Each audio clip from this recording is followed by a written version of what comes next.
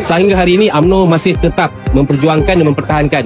Dan bukan itu saja, kita di dalam dasar-dasar kerajaan kita memperbanyakkan lagi perkara-perkara kepentingan orang Melayu ini. Yang paling jelasnya apabila kita buat Hufaz Tibet Hufaz Tibet ni adalah untuk memberikan peluang kepada anak-anak tapis kita.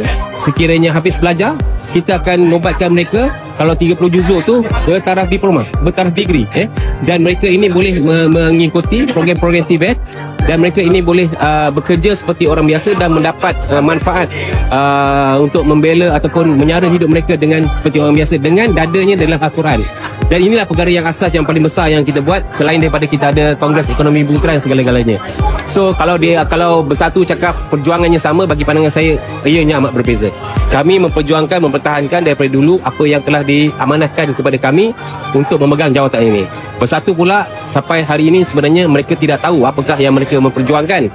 Sebab sewaktu mereka bersama dengan kerajaan mana-mana komponen, kita tidak nampak ada satu dasar pun yang dibuat untuk memperjuangkan atau memperbarui perjuangan orang Melayu. You bagi satu lah.